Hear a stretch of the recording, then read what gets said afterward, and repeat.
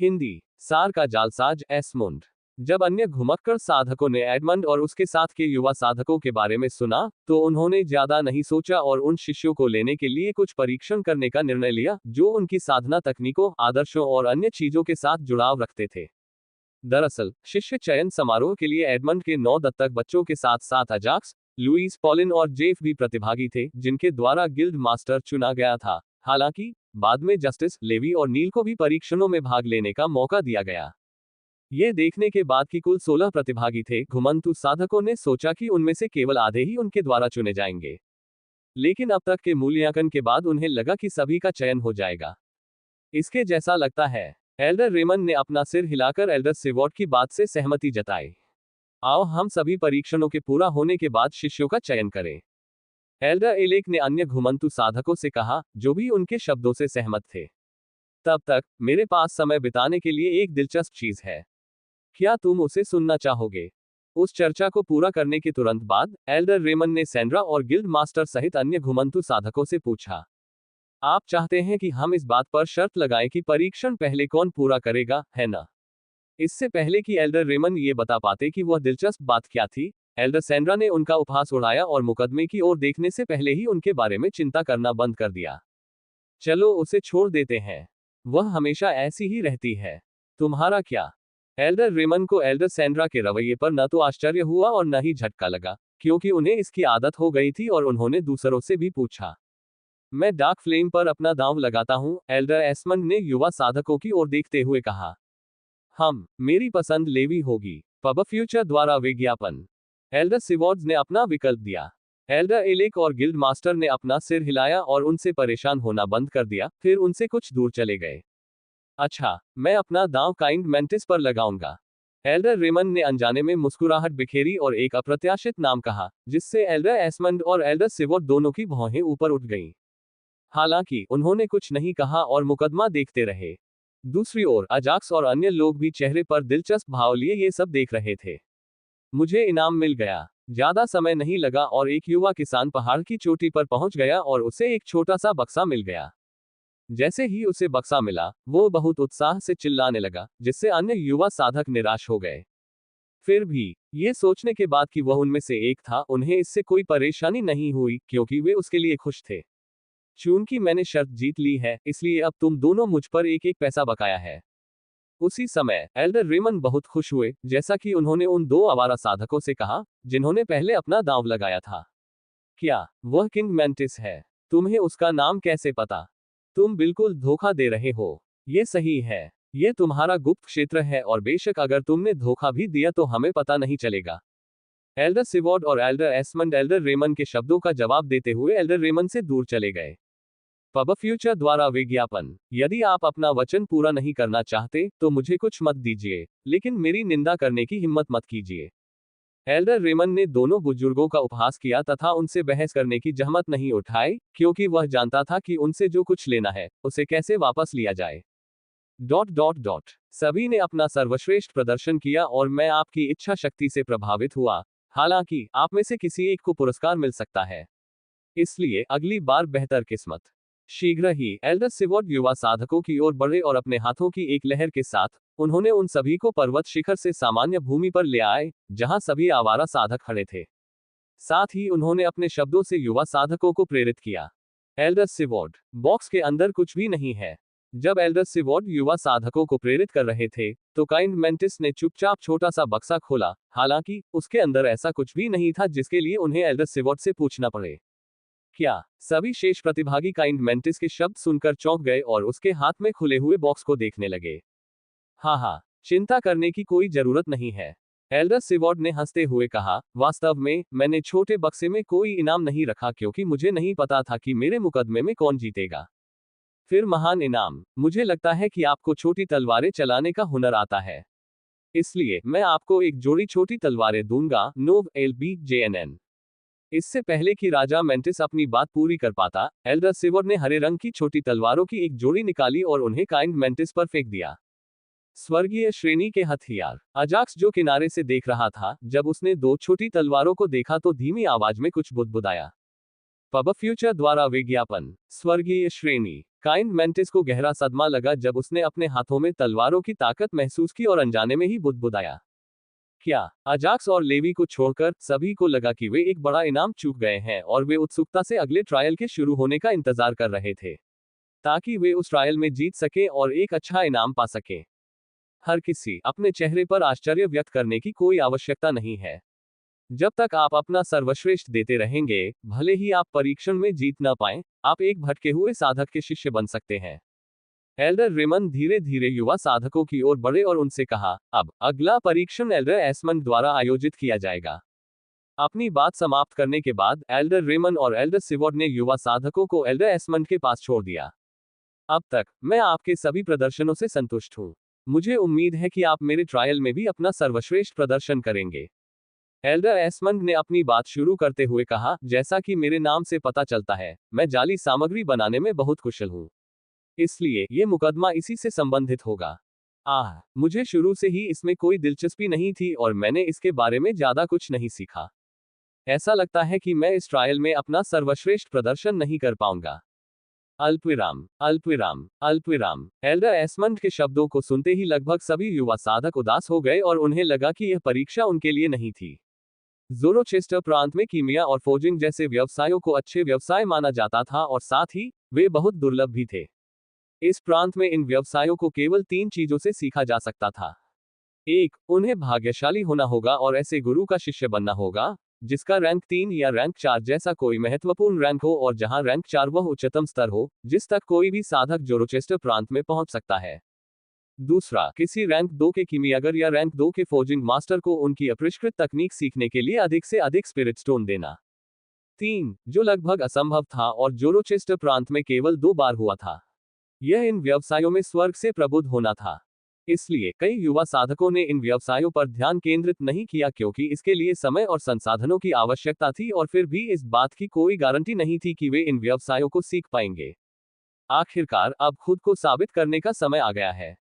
जबकि सभी साधक उदास दिख रहे थे, उनमें से एक उत्साहित दिख रहा था क्योंकि वह एल्डर एस्मंड के शब्दों के समाप्त होने की प्रतीक्षा कर रहा था। सामान्य हथौड़ा। वह युवक कोई और नहीं बल्कि एडमंड का दत्तक पुत्र डार्क फ्लेम था।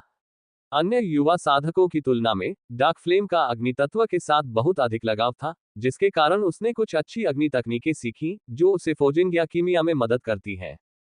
उनके लिए कीमिया एक रहस्य था। इसके अलावा किसी को अपनी आंखों के सामने हथियार बनाते हुए देखने के बाद उन पर हथियार बनाने की कला पर बहुत बड़ा प्रभाव पड़ा। हालांकि उन्होंने फोर्जिंग सीखने के लिए पहली 2 चीजों का उपयोग नहीं किया। इसके बजाय जब भी उन्हें समय मिलता, वे बस उन गतिविधियों का प्रदर्शन करते थे जो फोर्जिंग मास्टर बचपन से करते थे और ज्ञान प्राप्त करना चाहते थे। बाद में एडमंड की मदद से उन्होंने उससे संबंधित कुछ पुस्तकों का अध्ययन किया और कुछ ज्ञान प्राप्त किया, लेकिन वह अभी भी रैंक 1 फोर्जिंग मास्टर बनने के करीब नहीं थे। जब तक मैं इस पेशे में अपनी रुचि साबित करता रहूंगा, मुझे एल्डर एस्मंड का शिष्य बनने का मौका मिल सकता है। एल्डर एस्मंड को देखते हुए, जो कि ज़ोरोचेस्टर प्रांत के नंबर 1 फोर्जिंग मास्टर थे, उन्होंने अपने मन में सोचा। 6 आवारा साधकों के गायब होने से पहले एल्डर एस्मंड फोर्जिंग मास्टर के रूप में शीर्ष रैंक 4 पर थे। मुझे आश्चर्य है कि क्या उन्हें सफलता मिली और वे रैंक 5 तक पहुंचे या नहीं। इसके अलावा उन्होंने जाली सामग्री बनाने में एल्डर एस्मंड की रैंक का अनुमान लगाना शुरू कर दिया। तो चलिए बातचीत में और समय बर्बाद न करें और मुकदमा शुरू करें।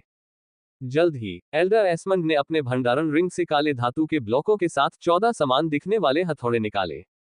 इस ट्रायल में बहुत ज्यादा नियम और कानून नहीं है। आपको बस धातु के ब्लॉक पर ज्यादा से ज्यादा बार प्रहार करना है। युवा साधकों के सामने हथौड़े और धातु के ब्लॉक फेंकने के बाद एल्डर एस्मंड ने आगे कहा, जो व्यक्ति धातु के ब्लॉक पर अधिक संख्या में प्रहार करेगा, उसे अच्छा इनाम मिलेगा। अपनी बात समाप्त करने के बाद एल्डर एस्मंड वहां और अधिक नहीं रुके, बल्कि वे युवा साधकों के बारे में चर्चा करने के लिए अन्य घुमंतु साधकों के पास लौट आए। स्माइलिंग फेस कैजुअल डेट बस एक क्लिक दूर है। पब फ्यूचर द्वारा विज्ञापन। ऐसा लगता है कि मैं इस परीक्षण में अपना सर्वश्रेष्ठ प्रयास कर सकता हूं। मैंने सोचा वो हमसे कोई हथियार या कलाकृति बनाने के लिए कहेगा। चूंकि यह सिर्फ धातु पर वार करना है, इसलिए मैं इसे आजमा सकता हूं। मुझे लगता है अगर हम इस मुकदमे में जीत गए तो एल्डर एस्मंड हमें अपना निजी शिष्य बना लेंगे और हमें अपनी सभी जालसाजी तकनीकें सिखा देंगे। ठीक है, ठीक वैसे ही जैसे एल्डर एलेक ने लुइस और जेफ को लिया था। परीक्षण के बारे में जानकारी मिलने के बाद युवा किसानों के चेहरों पर पहले की उदासी उत्साह में बदल गई। पहले उन्हें लगा कि यह मुकदमा कठिन होगा, हालांकि एल्डर एस्मंड द्वारा मुकदमे के संबंध में स्पष्ट स्पष्टीकरण दिए जाने के बाद उन्हें लगा कि वे अपना सर्वश्रेष्ठ प्रयास कर सकते हैं। चूंकि जो व्यक्ति धातु के ब्लॉक पर अधिक बार प्रहार करेगा वही जीतेगा, तो क्या उच्च साधना वाले किसान को हम पर लाभ नहीं होगा? मुझे आशा है कि एल्डर एस्मंड ने हमें ये परीक्षण देते समय इस बात को ध्यान में रखा होगा। हालांकि कुछ युवा साधकों ने लेवी और पॉलिन को देखा, जिनके पास क्रमशः कुलीन सामान्य क्षेत्र और सामान्य क्षेत्र की साधनाएं थीं और वे एक दूसरे से फुसफुसाए। आवारा साधकों, एडमंड, ओडो और सभी युवा साधकों सहित सभी लोग लेवी और पॉलिन की साधना जानते थे। इसलिए उन्हें लगा कि यह परीक्षण उनके लिए फायदेमंद हो सकता है, क्योंकि यह परीक्षण शक्ति से संबंधित है। फिर भी उन्होंने इसके बारे में ज्यादा चिंता नहीं की, क्योंकि उन्हें लगा कि आवारा साधक जानते हैं कि वे क्या कर रहे हैं। जल्द ही युवा किसानों ने काला हथौड़ा उठाकर अपना परीक्षण शुरू कर दिया। हालांकि वहां एक युवा किसान था जिसके चेहरे का भाव उत्साह से बदलकर आश्चर्य में बदल गया। मुझे सब कुछ भूलकर अपना सर्वश्रेष्ठ प्रयास करना होगा। डार्क फ्लेम ने अपना सिर हिलाया और बिना समय बर्बाद किए परीक्षण शुरू कर दिया। अच्छा हथौड़ा। जहां तक अजाक्स का प्रश्न है, उसने सहजता से अपने सामने पड़ा काला हथौड़ा उठाया और उसे ध्यान से देखा। पब फ्यूचर द्वारा विज्ञापन। डिंग। वस्तु का नाम सामान्य फोजिंग हथौड़ा। ग्रेड नश्वर। विवरण एक रैंक एक हथौड़ा जो फोजिंग प्रक्रिया के लिए उपयोग किया जाता है। हालांकि सिस्टम के माध्यम से हथौड़े के बारे में जानकारी देखने के बाद अजाक्स को लगा कि इतना अच्छा हथौड़ा केवल एक सामान्य फोजिंग हथौड़ा है। दरअसल जब अजाक्स ने काला हथौड़ा उठाया तो अजाक्स को ऐसा लगा जैसे उसने कोई जीवित चीज पकड़ी हो। इसलिए जब उसने देखा कि हथौड़े का कोई असर नहीं हो रहा है तो उसे लगा कि कुछ ठीक नहीं है और उसने एक बार फिर से हिलोग्राफिक स्क्रीन की जांच की। डिंग। ग्रेड नश्वर सीलबंद। जैसा कि मैंने अनुमान लगाया था, हथौड़े में कुछ गड़बड़ है। एक बार फिर हिलोग्राफिक स्क्रीन की जांच करने पर उसने देखा कि मॉर्टल शब्द के बगल में बहुत छोटे शब्दों में सील्ड लिखा हुआ था, जिससे यह देखना असंभव हो गया कि क्या वह सावधान था। मुझे आश्चर्य है, इसका वास्तविक ग्रेड क्या है? अजाक्स के मन में काले हथौड़े के मूल ग्रेड के बारे में विचार आने लगे। हथियारों या कलाकृतियों को नश्वर, पृथ्वी, स्वर्ग, पौराणिक ग्रेड में वर्गीकृत किया जाता है। वर्तमान में काला हथौड़ा अपने सबसे निचले ग्रेड पर था। डिंग। क्या आप इसे खोलना चाहते हैं? जब अजाक्स अपने मन में इस बारे में सोच रहा था तो उसे एक सिस्टम नोटिफिकेशन प्राप्त हुआ, जिसके कारण उसे धातु के ब्लॉक पर प्रहार करने की अपनी क्रिया रोकनी पड़ी। पब फ्यूचर द्वारा विज्ञापन। मैं इसे कैसे खोल सकता हूं? अजा इस प्रणाली से सहमत नहीं थे, क्योंकि उनके पास इसे खोलने की कोई योजना नहीं थी, क्योंकि इससे आवारा साधकों का बहुत अधिक ध्यान आकर्षित होगा। इसलिए सीधे तौर पर इसे खोलने के बजाय उन्होंने सिस्टम से इसके बारे में पूछा। डिंग। काले हथौड़े की कमजोर इच्छाशक्ति मेजबान में अपनी दिलचस्पी दिखाती है, इसलिए मेजबान के एक विचार से ही उस पर लगी हुई मुहर खुल जाएगी। क्या? सिस्टम के उत्तर से अजाक्स हैरान रह गया, क्योंकि उसे इसकी उम्मीद नहीं थी और उसने अपने हाथ में काले हथौड़े को देखा और सोचा, तो आप एक निम्न स्तरीय स्वर्गीय हथियार हैं। यहां तक कि काले हथौड़े की सील खोलने पर भी अजाक्स काले हथौड़े का ग्रेड बताने में सक्षम था। जब हथियारों की बात आती है तो जब वे स्वर्ग ग्रेड में थे तो उनकी अपनी इच्छा शक्ति थी, जब वे किंवदंती ग्रेड में पहुंचे तो एक आत्मा का निर्माण हुआ। इसलिए कम इच्छा शब्दों को देखने के बाद अजाक्स ये कहने में सक्षम था कि यह एक निम्न स्तरीय स्वर्ग ग्रेड हथियार था। काले हथौड़े की सील खोलना सीखने के बाद अजाक्स सोचने लगा कि उसे क्या करना चाहिए। मुझे लगता है मैं इसे खोलने से पहले कुछ समय तक इंतजार करूंगा। काफी सोचने के बाद उसने इसे खोलने का निर्णय लिया, क्योंकि वह देखना चाहता था कि यह काला हथौड़ा कितना शक्तिशाली हो सकता है। एक सेकंड रुको। अचानक उसके मन में एक विचार कौंधा और वह अपनी हरकतों पर अड़ गया। तो ये सभी 14 काले हथौड़े निम्न स्तर के स्वर्गीय हथियार हैं। जल्द ही उन्होंने अपना सिर घुमाया और अन्य प्रतिभागियों के हाथों में काले हथौड़े देखे, जो उन्हें सामान्य काले हथौड़ों की तरह इस्तेमाल कर रहे थे। यदि शीर्ष संप्रदायों और परिवारों को पता चल जाए कि वे स्वर्ग स्तर के हथौड़े का इस्तेमाल सामान्य हथौड़े की तरह कर रहे हैं, तो वे पागल हो जाएंगे। अजाक्स ने मन ही मन बुदबुदाया और आवारा साधकों की ओर देखा और सोचा, उन्होंने हथौड़े का नाम भी बदलकर कॉमन हैमर रख दिया है। लगता है वे अपने नाम के अनुरूप ही काम कर रहे हैं। अजाक्स की उनमें रुचि बढ़ गई और साथ ही उसने सोचा कि वह उनसे अपनी जरूरत की सामग्री पालेगा। जब तक मुझे सफलता के पत्थर के साथ साथ एक मध्य स्तरीय उन्नयन पत्थर मिलता है, मैं सील तोड़ने वाले कंपास को उन्नत कर सकता हूं। यह विचार मन में रखते हुए उसने हथौड़े से धातु के ब्लॉक पर प्रहार करना जारी रखा। लक्ष्य बनना। चूंकि एल्डर एस्मंड ने 14 निम्न स्तरीय स्वर्ग ग्रेड हथौड़ों को निकाल लिया था, इसलिए अजाक्स को लगा कि उसके पास मध्यम स्तर के अपग्रेड स्टोन और सक्सेस स्टोन होने चाहिए। इसलिए वह उत्साहित था क्योंकि उसे कम समय में सील तोड़ने वाले कंपास को अपग्रेड करने में कुछ उम्मीद दिख रही थी। Clank clank. जल्द ही अन्य युवा साधकों के साथ अजाक्स ने सीलबंद हथौड़े से धातु के ब्लॉक पर प्रहार करना शुरू कर दिया। मैं इसे खोलने से पहले कुछ समय तक इंतजार करूंगा। अजाक्स का मानना था कि किसी के ऐसा करने के बाद या परीक्षण के अंत में परीक्षण छोड़ने से पहले हथौड़ा खोलना चाहिए। इसलिए उसने कुछ समय तक प्रतीक्षा करने का विचार किया तथा मारना जारी रखा। स्वूश। परीक्षण शुरू होने के कुछ ही क्षणों बाद डार्क फ्लेम के हाथों में काला हथौड़ा चमकने लगा और अचानक ही सामान्य दिखने वाला काला हथौड़ा एक उत्कृष्ट हथौड़े में बदल गया। डार्क फ्लेम ने महसूस किया कि उसके हाथ में हथौड़ा हल्का हो गया है और साथ ही जिस गति से वह धातु पर प्रहार कर रहा था वह कई गुना बढ़ गई, जिससे अन्य सभी प्रतिभागियों को अपना काम रोक देना पड़ा। मुझे ऐसा लगता है कि मैं इस धातु के टुकड़े को हमेशा के लिए मारता रह सकता हूँ।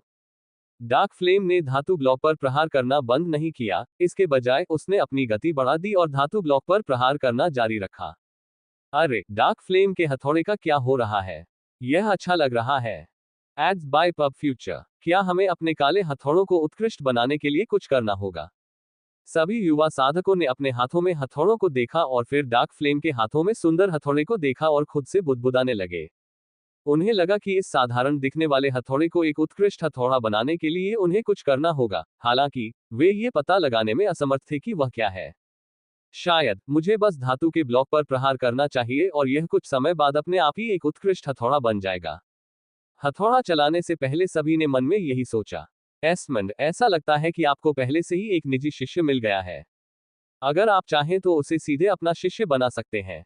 युवा साधकों की तरह घुमक्कड़ साधक भी आश्चर्यचकित थे कि प्रतिभागियों में से एक ने कुछ ही क्षणों के बाद हथौड़ा खोल दिया और उन्होंने सीधे एल्डर एस्मंड से डार्क फ्लेम को अपना निजी शिष्य चुनने के लिए कहा। जरूर, उनकी मूल योजना के अनुसार उन्हें सभी परीक्षण पूरे होने तक इंतजार करना था। हालांकि जब कोई प्रतिभागी था तो आपने किसी भी परीक्षण में उत्कृष्ट प्रदर्शन दिखाया।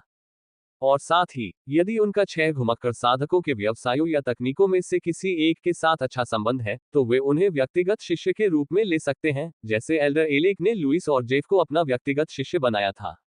अतः ये सुनने के बाद कि अन्य घुमक्कड़ साधकों को कोई आपत्ति नहीं है, एल्डर एस्मंड ने अपना सिर हिलाया। स्वूश स्वूश। जैसे ही उसने अपना सिर हिलाया, सिल्वर गोलियत और फेयरलेस गोरिल्ला दोनों के हाथों में हथौड़े चमकने लगे, ठीक उसी तरह जैसे डार्क फ्लेम के हाथों में हथौड़ा चमक रहा था। डार्क फ्लेम की तरह दोनों ने धातु ब्लॉक पर प्रहार जारी रखा क्योंकि वे अधिक शक्तिशाली महसूस कर रहे थे और अपनी सीमाओं का परीक्षण करना चाहते थे। Clank. Ads by pub future. Clank. क्या और दो। जब वे पूरी शक्ति से धातु के ब्लॉक पर प्रहार करते रहे तो 6 आवारा साधकों को, जो पहले ही एक हथौड़े के खुलने से सदमे में थे, एक और झटका लगा। क्योंकि पहली बार हथौड़ा खोलने के 15 मिनट भी नहीं हुए थे और अन्य 2 प्रतिभागियों ने हथौड़ा खोल दिया तथा धातु पर प्रहार करने के लिए इसकी पूरी शक्ति का प्रयोग किया। उत्कृष्ट। अन्य घुमक्कड़ साधकों के विपरीत एल्डर एस्मंड का आश्चर्य उत्साह में बदल गया जब उन्होंने 2 बलिष्ठ प्रतिभागियों को देखा। क्या मुझे उन दोनों को भी अपना शिष्य बना लेना चाहिए? जल्द ही एल्डर एस्मुंड ने अपनी उत्तेजना को दबा लिया और अन्य घुमक्कड़ साधकों से इसके बारे में पूछा। लगता है आज तुम्हारा भाग्यशाली दिन है एस्मंड। आप उन्हें भी ले जा सकते हैं, लेकिन उन्हें भी अपनी तरह एक महान फोर्जिंग मास्टर बनाना न भूलें। हाँ, और जब तक हम सामग्री उपलब्ध कराते रहेंगे, वे भी आपकी तरह ही उच्च स्तरीय स्वर्गीय वस्तुएं बनाने में सक्षम होंगे। अन्य सभी घुमक्कड़ साधकों ने आह भरते हुए अपना सिर हिलाया और एल्डर एस्मंड की बातों से सहमति जताई। दरअसल एक कारण था कि दूसरे आवारा साधक एल्डर एस्मंड से उनके लिए लड़ने की जहमत नहीं उठाते थे, क्योंकि एल्डर एस्मंड द्वारा गढ़े जाने वाले हथियार या कलाकृति को पाने के लिए उन्हें महीनों या कभी कभी सालों तक इंतजार करना पड़ता था, क्योंकि इसके लिए लंबी कतार लगती थी। यद्यपि वह केवल 6 आवारा साधकों के लिए ही हथियार बनाता है, फिर भी अन्य आवारा साधकों द्वारा किए गए अनुरोध को पूरा करने में उसे महीनों या वर्षों का समय लग जाता है। इसके अलावा उसे खेती भी करनी होगी, तो स्वाभाविक रूप से इसमें समय लगेगा। और अब यह देखने के बाद कि उनके सामने 3 साधक थे जिनमें फोर्जिंग की प्रतिभा थी, वे सामने आए, तो जाहिर है वे उन युवा साधकों को एल्डर एस्मुंड को दे देंगे। ऐसा लगता है कि अब मैं इसे खोल सकता हूं। Ads by pub future. Ajax ने कुछ देर तक अन्य प्रतिभागियों को देखा और अंततः अपने हाथ से हथौड़ा खोलने का निर्णय लिया। चूंकि परीक्षण शुरू होने के कुछ ही समय बाद 3 प्रतिभागियों ने हथौड़ों की सील खोल दी थी, इसलिए अजाक्स ने महसूस किया कि हथौड़े की सील खोलने में चिंता की कोई बात नहीं है। अनसील स्वूश। एक विचार के साथ ही उसके हाथ में हथौड़ा चमकने लगा, जिससे उसके आसपास के सभी लोग आश्चर्यचकित हो गए। हालांकि 3 झटकों के बाद उन्हें अब कोई झटका या आश्चर्य महसूस नहीं हुआ। प्रतिभागी को देखने के बाद युवा साधक पुनः धातु के ब्लॉक पर प्रहार करने लगे तथा आशा व्यक्त करने लगे कि उनका मौका जल्द ही आएगा। हालांकि जितना अधिक वे मारते, उतना ही अधिक थक जाते और अंततः कुछ क्षणों के बाद एक एक करके वे जमीन पर गिरने लगे। ये बहुत अच्छा है। जहां तक अजाक्स का प्रश्न है, उसके पास अपने आसपास देखने का समय नहीं था। इसके बजाय वह डार्क फ्लेम और अन्य लोगों की तरह अपने चेहरे पर उत्साह भरे भाव के साथ धातु के ब्लॉक पर प्रहार करने पर केंद्रित था। जैसा कि उसने उम्मीद की थी, हथौड़ा खोलने के बाद जो अनुभूति हुई उससे वह बहुत उत्साहित हो गया। तो कैसा रहेगा? हम सहमत नहीं होंगे। हमने आपको पहले ही 3 निजी शिष्य दे दिए हैं, इसलिए उन्हें अंतिम के लिए छोड़ना बेहतर है। हाँ, चलो यह चुनाव बच्चे पर छोड़ देते हैं। इससे पहले कि एल्डर एस्मंड कुछ कह पाते, अन्य सभी आवारा साधकों ने उन्हें बीच में रोक दिया क्योंकि वे उनकी बात से असहमत थे। एल्डर एस्मंड ये पूछना चाहते थे कि वे अजाक्स को अपने निजी शिष्यों के रूप में लेना चाहते हैं, साथ ही उन अन्य लोगों को भी जिन्होंने फोर्जिंग में प्रतिभा दिखाई है। हालांकि अन्य घुमक्कड़ साधक उनके अनुरोध पर कैसे सहमत हो सकते थे? उनके लिए अजाक्स के पास प्रकृति का शुद्ध सार था, साथ ही उसी साधना क्षेत्र के अन्य लोगों की तुलना में अधिक आत्मिक चेतना क्षमता भी थी। इसलिए निस्संदेह सभी घुमक्कड़ साधक उसके लिए प्रतिस्पर्धा करेंगे। उद्धरण। उनकी बातें सुनकर एल्डर एस्मंड अवाक रह गए और उन्होंने अपना सिर हिला दिया तथा उनसे और कुछ पूछने की जहमत नहीं उठाई। जब कई घुमक्कड़ साधक एक ही भागीदार को अपना निजी शिष्य बनाना चाहते हैं, तो उन्हें भागीदार को लुभाना पड़ता है और उसे स्वेच्छा से अपना निजी शिष्य बनाना पड़ता है। चलो देखते हैं। उसी समय सभी आवारा साधकों को पता चला कि अजाक्स पहले से ही अन्य आवारा साधकों की नजरों में एक लक्ष्य बन चुका था। उन्होंने एक दूसरे को देखा और चेहरे पर प्रतिस्पर्धी भाव के साथ अपना सिर हिलाया।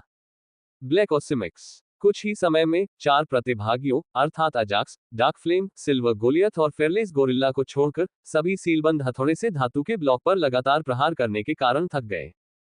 क्लैंग क्लैंक उफ क्लैंक क्लैंग। 10 मिनट के बाद सिल्वर गोलियथ और फेयरलेस गोरिल्ला दोनों ने धातु के ब्लॉक पर प्रहार करना बंद कर दिया और वे जमीन पर गिर पड़े तथा सांस लेने के लिए हौंफने लगे। लगता है मुझे यही रुकना होगा। समय समय पर अजाक्स ने अपनी नजर अन्य 3 प्रतिभागियों पर रखी और जैसे ही वे नीचे गिरे, अजाक्स ने सांस लेने के लिए हौंफने से पहले धातु के ब्लॉक पर प्रहार करना बंद कर दिया। मुझे हथौड़े के साथ अपनी पूरी ताकत का उपयोग करने का एहसास अच्छा लगता है। अजाक्स ने डार्क फ्लेम को देखा और अपनी पिछली अनुभूति के बारे में सोचा, जब उसने अपनी पूरी शक्ति छोड़ दी थी। मुझे आश्चर्य है कि यह धातु ब्लॉक किस सामग्री से बना है। अपनी पूरी शक्ति को याद करते हुए अजाक्स को उस धातु के ब्लॉक के बारे में आश्चर्य हुआ जिस पर हजारों प्रहारों के बाद भी केवल कुछ खरोंचें ही आई थीं। डिंग। आइटम का नाम ब्लैक ओसिमिक्स। ग्रेड मध्य स्वर्ग। उपयोग। इसका उपयोग भारी ढालों और गुप्त लॉकरों के निर्माण में किया जाता है। विवरण। सबसे मजबूत धातुओं में से एक जो कुलीन सामान्य क्षेत्र के साधक के पूर्ण शक्तिशाली प्रहार को सहन कर सकती है। पब फ्यूचर द्वारा विज्ञापन। अजाक्स धातु के वर्णन से बहुत प्रभावित हुआ और चुपचाप उस धातु का नाम अपने मन में रख लिया। मुझे आश्चर्य है उसे वह धातु कहां से मिली। अजाक्स को लगभग पूरा यकीन था कि ये धातु के टुकड़े ज़ोरोचेस्टर प्रांत से नहीं थे, क्योंकि इस प्रांत में प्रकृति का पर्याप्त शुद्ध तत्व नहीं था जो इन प्रकार की धातुओं के निर्माण के लिए आवश्यक था। लगता है मुझे उनसे पूछना चाहिए, लेकिन मुझे नहीं पता कि उनकी क्या प्रतिक्रिया होगी। अजाक्स ने फिलहाल अपनी जिज्ञासा को दबा लिया और प्रश्न पूछने के लिए सही समय का इंतजार करने लगा।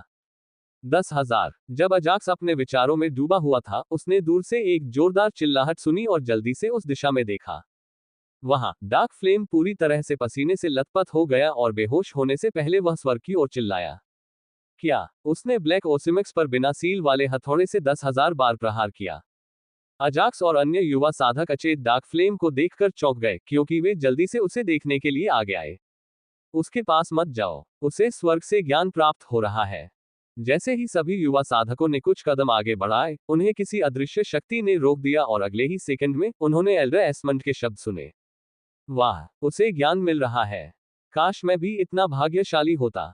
आप हमेशा सपने देख सकते हैं, लेकिन आप ऐसा नहीं कर पाएंगे। हाँ हाँ। एडमंड के दत्तक बच्चे डार्क फ्लेम के लिए बहुत खुश थे और थोड़ी देर बाद उन्होंने अपने साथी भाइयों और बहनों के बारे में मजाक करना शुरू कर दिया। अजाक्स, क्या तुम ठीक हो? हालांकि स्नोस्टॉर्म अजाक्स की ओर आया और उससे पूछा कि वह ठीक है या नहीं। अजाक्स ने जानबूझकर अपने चेहरे पर बहुत थका हुआ भाव बनाए रखा, जिससे स्नोस्टॉर्म थोड़ा चिंतित हो गया। मैं ठीक हूँ। पब फ्यूचर द्वारा विज्ञापन। उसके चेहरे पर चिंता के भाव को देखते हुए अजाक्स ने उसे जवाब देते हुए थोड़ा हकलाया। ओह! स्नोस्टॉर्म ने राहत की सांस ली और अनजाने में अपने पिता की ओर देखा, जो भी उसकी ओर देख रहे थे। ठीक है, मुझे अब जाना होगा। चेहरे पर शर्मिंदगी का भाव लिए वह जल्दी से वहां से चली गई और अपने भाइयों के साथ मिल गई। उसे क्या हुआ? अजाक्स ने सिर हिलाने से पहले चेहरे पर हैरानी भरी नजर से उसकी ओर देखा। NO12BIN.CO। सब लोग वहां से चले जाएं और यहां आ जाएं। एल्डर एस्मंड सभी प्रतिभागियों को अपने साथ आने के लिए कहने से पहले डार्क फ्लेम से चले गए। दुखी मत हो। एल्डर एस्मंड ने उन युवा साधकों के चेहरे पर उदासी देखी जो हथौड़े से मुहर हटाने में असमर्थ थे, और उनसे उदास न होने को कहा। हर व्यक्ति के पास अलग अलग व्यवसायों में प्रतिभा होती है, इसलिए आपको बस ये पता लगाना है कि आपके लिए सही पेशा कौन सा है। परीक्षण की बात करें तो 4 प्रतिभागियों में जालसाजी के प्रति रुचि है, हालांकि इस समय मैं उनमें से केवल 3 को ही अपना व्यक्तिगत शिष्य चुन सकता हूं। एल्डर एस्मंड जब ये शब्द कह रहे थे तो वे बहुत उत्साहित नहीं थे, क्योंकि उन्हें अजाक्स छोड़ना था और अन्य 3 प्रतिभागियों को चुनना था। मैं उदास क्यों हो रहा हूं? मुझे एक ऐसा शिष्य मिला जो जालसाजी से ज्ञान प्राप्त कर रहा था। हालांकि डार्क फ्लेम को देखकर एल्डर एस्मंड उत्साहित हो गए और उन्होंने आगे कहा, पहले 3 प्रतिभागी जिन्होंने काले हथौड़ों से सील हटा दी, वे सीधे मेरे निजी शिष्य बन जाएंगे। यदि तुम दोनों मेरे निजी शिष्य बनने के लिए सहमत हो जाओ, तो फिर तुम आगे की परीक्षाओं में भाग नहीं ले सकोगे। एल्डर एस्मंड ने ज्यादा संदेह पैदा नहीं किया जब उन्होंने जानबूझकर अजाक्स को पीछे छोड़ दिया और सिल्वर गोलियत और फेयरलेस गोरिल्ला से पूछा कि क्या वे उनके निजी शिष्य बनेंगे या नहीं। मैं सहमत हूँ। पब फ्यूचर द्वारा विज्ञापन। सिल्वर गोलियत और फेयरलेस गोरिल्ला दोनों ने बिना किसी हिचकिचाहट के एक ही समय में एल्डर एस्मंड को जवाब दिया। अच्छा, तुम अपने पिता के पास जा सकते हो और बाकी मुकदमे देख सकते हो। एल्डर एस्मंड ने उनसे आराम करने को कहा और अचानक उन्हें याद आया, वैसे ऐसा मत सोचिए कि मैंने परीक्षण पूरा करने के लिए इनाम के बारे में अपना वादा नहीं निभाया। हम सिल्वर गोलियत और फेयरलेस गोरिल्ला परीक्षण से मिलने वाले इनाम के बारे में पूरी तरह से भूल गए थे, क्योंकि उन्होंने सोचा था कि डार्क फ्लेम को इनाम मिलेगा और इसके अलावा सबसे महान फोर्जिंग मास्टर सार के फोर्जर एस्मुंड का व्यक्तिगत शिष्य बनना उनके जीवन का सबसे बड़ा पुरस्कार था। चारों प्रतिभागी अपने हाथों में मौजूद काले हथौड़ों को अपने पास रख सकते हैं। इसे खोलने के लिए यह आपका इनाम है। एल्डर एस्मंड ने एल्डर रेमन की ओर देखने से पहले अपने चेहरे पर एक उदार भाव प्रकट किया और कहा, आप अगला परीक्षण शुरू कर सकते हैं।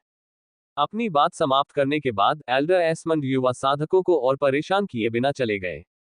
हालांकि परीक्षण के विजेताओं को दिए जाने वाले पुरस्कारों के बारे में उनके पहले के शब्दों ने सभी युवा साधकों को आश्चर्यचकित कर दिया। क्या उसने तो उन्हें स्वर्ग स्तर के हथियार उपहार में दे दिए? जैसा कि आवारा किसानों से उम्मीद की जाती है, वे बहुत अमीर हैं।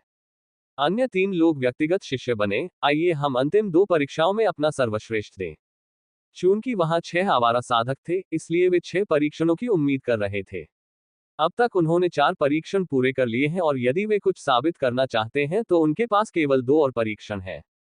वे दोनों परीक्षण एल्डर रेमन और गिल्ड मास्टर द्वारा संचालित किए जाने थे, इसलिए वे उनकी तलाश कर रहे थे। सब लोग, अंततः परीक्षण करने की मेरी बारी आ गई है। एल्डर रेमन उड़ते हुए उनकी ओर आए और उनके चेहरे पर उत्साह झलक रहा था। अन्य आवारा साधकों के परीक्षणों के विपरीत, मेरा परीक्षण आपके लिए एक बोनस परीक्षण की तरह है ताकि आप अधिक से अधिक साधना संसाधन प्राप्त कर सकें। इसलिए ध्यान से सुने और इस बात का अफसोस न करें कि आपने परीक्षण में कुछ खो दिया है। एल्डर रेमन ने उन्हें कोई समय नहीं दिया और आगे कहा, मैं आप 11 प्रतिभागियों को एक जड़ी बूटी के बगीचे में फेंक दूंगा और आप जड़ी बूटी के बगीचे से कितनी जड़ी बूटियां चुन सकते हैं, यह आपकी क्षमता पर निर्भर करता है। क्या ये मुकदमा एल्डर रेमन के जड़ी बूटी के बगीचे में चल रहा है? क्या हम अधिक से अधिक जड़ी बूटियां चुन सकते हैं? जब युवा साधकों ने एल्डर रेमन के शब्द सुने तो वे आश्चर्यचकित और उत्साहित हो गए तथा परीक्षण की प्रतीक्षा करने लगे। लगता है मुकदमा उतना आसान नहीं है जितना उसने कहा। हालांकि अजाक्स, लेवी और कुछ अन्य साधकों को अपने दिलों में एक बुरा पूर्वाभास महसूस हुआ, हालांकि उन्हें लगा कि यह एक अच्छा परीक्षण होने वाला है। Green sprites. शाश्वत पोषणकर्ता रेमन के गुप्त क्षेत्र में कई अच्छी चीजें थीं और युवा साधकों के दृष्टिकोण से वे उसके जड़ी बूटी के बगीचे में कई अच्छी जड़ी बूटियों की कल्पना कर सकते थे। जब तक मुझे एक भी रैंक 4 जड़ी बूटी मिलती है, मैं इसे कई आत्मा पत्थरों के लिए बेच सकता हूँ। लगभग सभी युवा किसानों की यह आम सोच थी। अजाक्स के विपरीत, वे गरीब किसान थे जो अपनी खेती के संसाधनों के लिए ज्यादातर एडमंड पर निर्भर थे। इसलिए उन्होंने कुछ स्पिरिट स्टोन बनाने के बारे में सोचा और उस समय जितनी ज्यादा जड़ी बूटियां वे बगीचे से इकट्ठा करेंगे, उनके लिए एल्डर रेमन के निजी शिष्य बनने की संभावना उतनी ही ज्यादा होगी। फिर उन्हें आत्मा पत्थरों के लिए जड़ी बूटियां बेचने की आवश्यकता नहीं होगी, इसके बजाय वे एल्डर रेमन से कुछ गोलियां परिष्कृत करने के लिए कह सकते हैं। एक और महत्वपूर्ण बात, ये मुकदमा केवल 3 घंटे तक चलेगा, इसलिए जल्दी करो। जब युवा साधक अपने विचारों में डूबे हुए थे, एल्डर रेमन ने परीक्षण के बारे में जो कुछ कहना था वह सब कह दिया और उसके बाद उन्होंने बस अपने हाथ हिला दिए। क्या हो रहा है? मैं अचानक क्यों तैर रहा हूं? लेकिन यह अच्छा लगता है। अचानक परीक्षण में भाग लेने वाले 11 प्रतिभागी हवा में तैरने लगे, जिससे वे चौंक गए, आश्चर्यचकित हो गए और अन्य सभी भावनाएं एक ही समय में प्रकट हुई। हालांकि उन्हें यह एहसास अच्छा लगता है। स्वूश, आर्ग, क्या हुआ? Ads by pub future. हम कहाँ जा रहे हैं? जब वे मध्य हवा में तैरने के एहसास का आनंद ले रहे थे, तो वे अविश्वसनीय गति से कहीं उड़ने लगे, जिससे वह चिंतित हो गया और उन्होंने मदद के लिए आवारा साधकों की ओर देखा। हालांकि उन सभी के चेहरों पर मुस्कान थी, जिससे सभी युवा किसानों ने अपना सिर हिलाया। इसमें अजाक्स भी शामिल था। हालांकि वह अपने अनुबंधित आत्मिक जानवरों की पीठ पर इससे भी तेज उड़ता था, लेकिन इस बार उसे थोड़ी चिंता हुई क्योंकि वे विशाल पेड़ों के बीच से उड़ रहे थे और आवारा साधकों की एक छोटी सी गलती भी उन्हें गंभीर चोटों का कारण बन सकती थी। जल्द ही वे एक ऐसी जगह पर गिरे जो विभिन्न औषधीय जड़ी बूटियों से भरी हुई थी। ये जगह, लेवी और अजाक्स सहित सभी युवा किसान इतने विशाल जड़ी बूटी उद्यान को देखकर आश्चर्यचकित रह गए। यह स्थान बहुत विशाल था और यह श्रेणी 2 से लेकर विभिन्न ग्रेड के औषधीय पौधों से पूरी तरह आच्छादित था। इसे जड़ी बूटी का बगीचा कौन कहता है? यह तो साफ तौर पर जड़ी बूटी का जंगल है। चलो समय बर्बाद न करें और कुछ उच्च कोटि की जड़ी बूटियां एकत्रित करें। वे ये देखकर आश्चर्यचकित थे कि जड़ी बूटियों का बगीचा कितना बड़ा था। हालांकि उन्होंने बातचीत में समय बर्बाद नहीं किया और जल्द ही जड़ी बूटियां एकत्र करने का अपना अभियान शुरू कर दिया। ऐसा लगता है कि यहाँ का संग्रह मेरे प्रांत के शीर्ष परिवारों के बराबर है। यहाँ तक कि लेवी भी अन्य युवा किसानों के साथ शामिल होने से पहले जड़ी बूटी के बगीचे में विभिन्न प्रकार के पौधों को देखकर आश्चर्यचकित था। मुझे यथासंभव अधिक से अधिक जड़ी बूटियां चुननी है। जहां तक अजाक्स का सवाल है, वह बहुत उत्साहित था क्योंकि उसे कुछ गोलियां बनाने के लिए कुछ जड़ी बूटियों की जरूरत थी। जड़ी बूटियों का बगीचा कितना बड़ा था, ये देखकर अजाक्स को यकीन था कि उसे यहाँ से लगभग सभी जड़ी बूटियां मिल जाएंगी। मैं इस मुकदमे में पूरी ताकत लगा दूंगा। Ads by pub future. पिछले परीक्षणों के विपरीत, अजाक्स ने संग्रह करने का निर्णय लिया क्योंकि वह अपनी आंतरिक दुनिया को विभिन्न औषधीय जड़ी बूटियों से भरने का मौका नहीं खोना चाहता था। वह उन्हें बेचना नहीं चाहता था क्योंकि उसके पास पहले से ही लाखों स्पिरिट स्टोन थे और वह सभी ग्रेड की गोलियों के साथ उन्हें परिष्कृत करते हुए अपनी सफलता दर को बढ़ाना चाहता था। मुझे आश्चर्य है कि एल्डर रेमन की कीमियागर रैंक क्या है। चूंकि वह कई जड़ी बूटियों और पौधों की देखभाल कर सकता था, इसलिए यह पता लगाना कोई बड़ी बात नहीं थी कि एल्डर रेमन एक कीमियागर था। हालांकि उसे यह नहीं पता था कि वह किस रैंक का था। एल्डर रेमन ने अपने करीबी दोस्तों और परिवार के अलावा कभी भी दूसरों के सामने अपनी कीमियागिरी का हुनर नहीं दिखाया था। इसलिए ज़रोचेस्टर प्रांत में उनकी कीमियागिरी रैंक के बारे में कोई खबर नहीं थी। खैर, चलो जड़ी बूटियां तोड़ते हैं। अजाक्स ने अपने सारे विचार एक तरफ रख दिए और अपने पास पड़ी एक जड़ी बूटी लेने चला गया। स्वूश, इसे रोक। हालांकि जब वह जड़ी बूटी चुनने ही वाला था, तो उसके हाथ के सामने एक छोटा हरा रंग का गोला प्रकट हुआ। एक हरा स्प्राइट। अजाक्स ने अपना हाथ पीछे खींच लिया और हरे रंग के गोले का नाम बुदबुदाया। वह कुछ दुर्लभ पौधों से पैदा हुए हरे स्प्राइट्स के बारे में जानता है जो पौधों को अन्य प्राणियों से बचाते हैं। यदि वे उन प्राणियों के विरुद्ध असहाय होते जो पौधों को बलपूर्वक ले जाना चाहते थे, तो वे स्वयं पौधों को नष्ट कर देते, जिससे वे भी मर जाते। No12bjan.com। इसलिए अजाक्स ने जल्दी से अपने हाथ पीछे खींच लिए क्योंकि उसे डर था कि कहीं हरप्रेत उसके पीछे की जड़ी बूटी को न मार दे। मैं इस जड़ी बूटी के बगीचे की रखवाली करने वाली हरी आत्माओं में से एक हूँ। उस गोले से एक महिला की आवाज निकली और उसने अपना परिचय अजाक्स से कराया। Ads by pub future. तो मुझे जड़ी बूटी पाने के लिए क्या करना चाहिए? चूंकि वह पहले से ही हरे स्प्राइट्स के बारे में जानता था, इसलिए उसने अपने सामने मौजूद हरे स्प्राइट के साथ बातचीत करने की कोशिश की। पहले उसे नहीं पता था कि जड़ी बूटी के बगीचे में औषधीय जड़ी बूटियों की रखवाली करने वाले हरे भरे स्प्राइट्स होंगे। इसलिए उसने सीधे उन्हें तोड़ने का प्रयास किया, लेकिन अब उसने कोई जोखिम नहीं उठाया। लगभग ऐसी ही बातें अन्य प्रतिभागियों के साथ भी हो रही थी। वे भी पौधों के हरे स्प्राइट के बारे में जानते हैं। इसलिए हैरान चेहरों के साथ उन्होंने वही पूछा जो अजाक्स ने अपने सामने हरे स्प्राइट से पूछा था।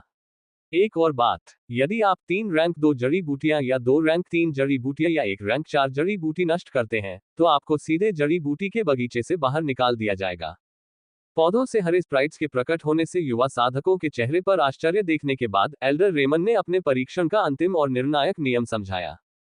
जैसा कि हमने उम्मीद की थी, मुकदमा आसान नहीं है। जल्द ही युवा किसान अपने सदमे से उबर गए और उन्होंने हरे स्प्राइट्स के साथ बातचीत पर ध्यान केंद्रित किया। आप इस संयंत्र के साथ क्या करने जा रहे हैं? अजाक्स के प्रश्न का उत्तर हरे स्प्राइट ने प्रश्न के साथ दिया। मैं इससे कुछ गोलियां परिष्कृत करना चाहता हूं। अजाक्स ईमानदार था और उसने बिना ज्यादा सोचे हरे स्प्राइट को जवाब दिया। तो आप कीमिया के मास्टर हैं। हरे रंग की प्रेत ने इस तरह उत्तर दिया मानो वह उस व्यक्ति से कुछ हद तक संतुष्ट थी जो उसे जड़ी बूटी के बगीचे से उठाना चाहता था। अजाक्स ने आवारा किसानों की ओर देखा, जो जड़ी बूटी के बगीचे से बहुत दूर थे, और उसने अपना सिर हिलाया। अच्छा, तब हरा स्प्राइट वापस पौधों के पास तैरता हुआ आया और एक पत्ते पर उतरा। फिर उसने अजाक्स से पूछा, जब तक तुम इस पौधे के 10 उपयोग देख सको, मैं तुम्हें इसे उठाने की अनुमति दूंगी। हरा प्रेत सिर्फ पौधों की इच्छा शक्ति द्वारा मूर्त रूप दिया गया एक संरक्षक था। वे विभिन्न कारणों से बने थे और मुख्य कारण जड़ी बूटी के बगीचे में प्रकृति का समृद्ध सार था। जड़ी बूटी के बगीचे से जड़ी बूटी चुनने की उसकी शर्त यह थी कि वह जानना चाहता था कि अजाक्स सच कह रहा है या नहीं, क्योंकि हरे स्प्राइट्स में यह जानने की शक्ति नहीं थी कि कोई व्यक्ति कीमिया मास्टर है या नहीं। रैंक 2 जड़ी बूटी नुम। सरल शब्दों में कहें तो यह अजाक्स के लिए एक परीक्षा थी कि वह कीमिया में माहिर है या नहीं। जब तक वह रैंक 1 कीमिया मास्टर था, वह रैंक 2 की जड़ी बूटियों के उपयोग को बता सकता था। जरूर, जब रैंक से नीचे के पैंट की जानकारी की बात आती है, तो अजाक्स उन्हें बता सकता था जब तक कि उसे पौधे का नाम पता हो। इसलिए उसने हरे स्प्राइट के पीछे रैंक 2 के पौधे को देखा। पौधे का नाम नुम, रैंक 2 औषधीय जड़ी बूटी। एक नजर में ही अजाक्स उस पौधे का नाम बताने में सक्षम हो गया और उसने उस विशेष पौधे के उपयोगों को खोजने के लिए अपनी आंखें बंद कर ली। अजाक्स का कीमिया ज्ञान 3 चीजों से आया था। सबसे पहले उन्होंने कीमिया राजा की मूल पुस्तिका को आत्मसात कर लिया, जिसमें रैंक 4 और उससे नीचे के पौधों और जड़ी बूटियों का सारा डेटा शामिल था। दूसरे, उन्होंने मेसन की पारिवारिक गोली पुस्तक का भी उपयोग किया, जिसमें सभी तकनीकें और अन्य पौधों से संबंधित चीजें शामिल थीं।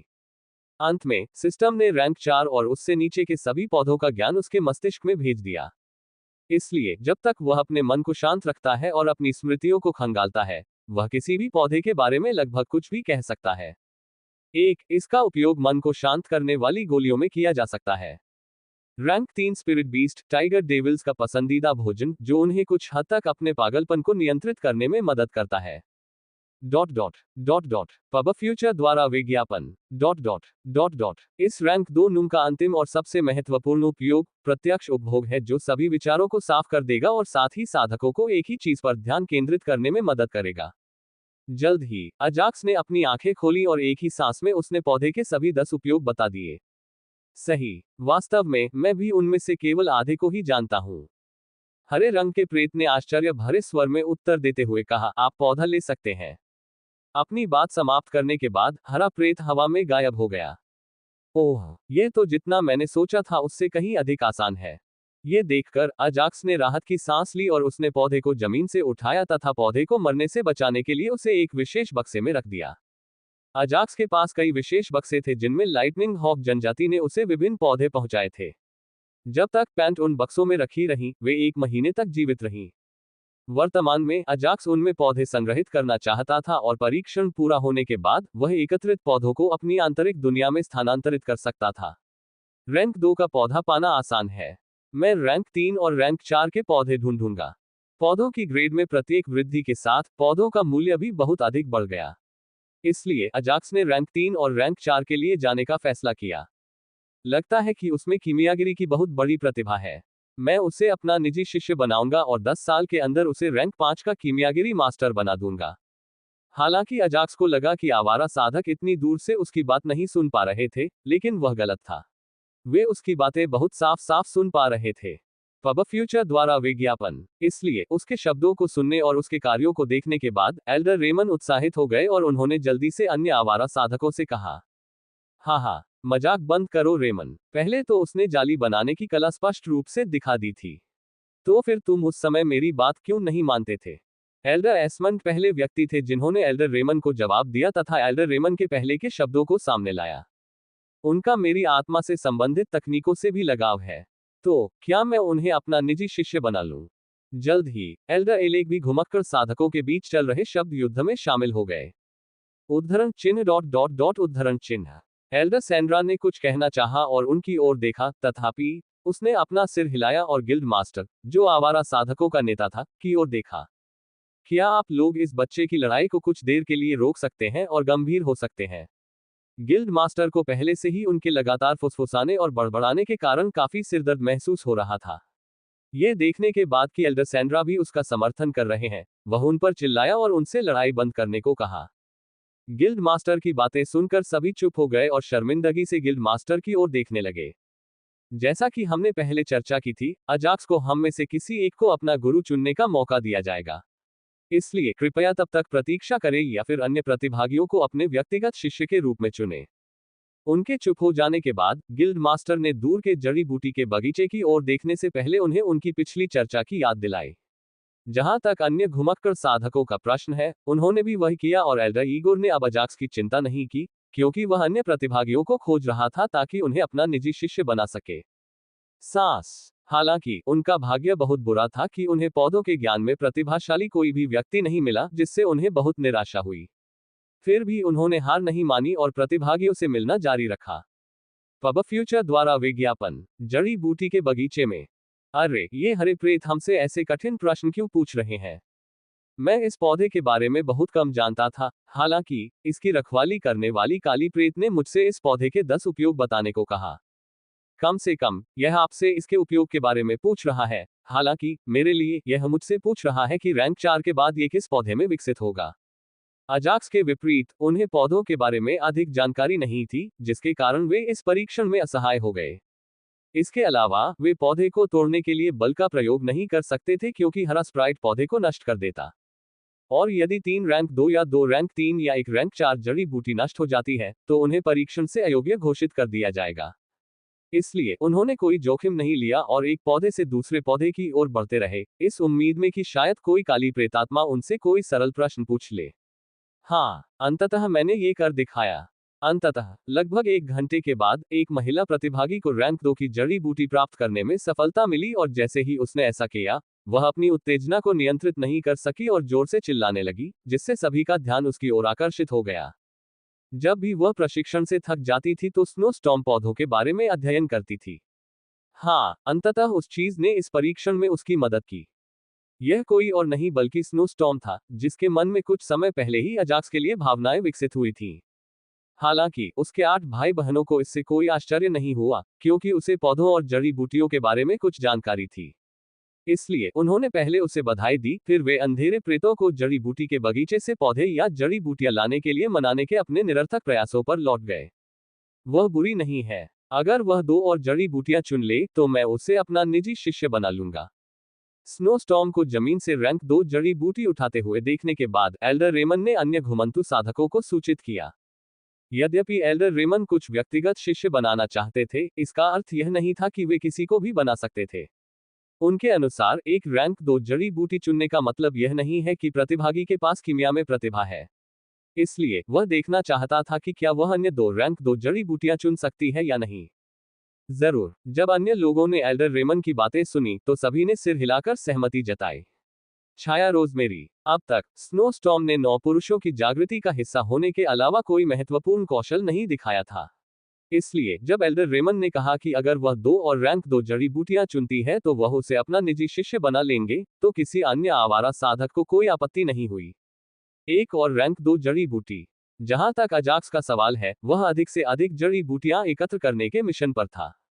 वास्तव में वह जड़ी बूटी के बगीचे से रैंक 3 और रैंक 4 की जड़ी बूटियां चुनना चाहता था। हालांकि वे बहुत कम थीं और साथ ही उनकी शर्तें इतनी अधिक थीं कि अजाक्स ने उन पर अपना समय बर्बाद करने की जहमत नहीं उठाई। इसलिए उन्होंने हर 5 मिनट में एक रैंक 2 जड़ी बूटी इकट्ठा करना शुरू कर दिया और पिछले 1 घंटे में उन्होंने लगभग 20 रैंक 2 जड़ी बूटियां चुनी, जिससे एल्डर रेमन का दिल खून से लथपथ हो गया। वह कितने चुनना चाहता है?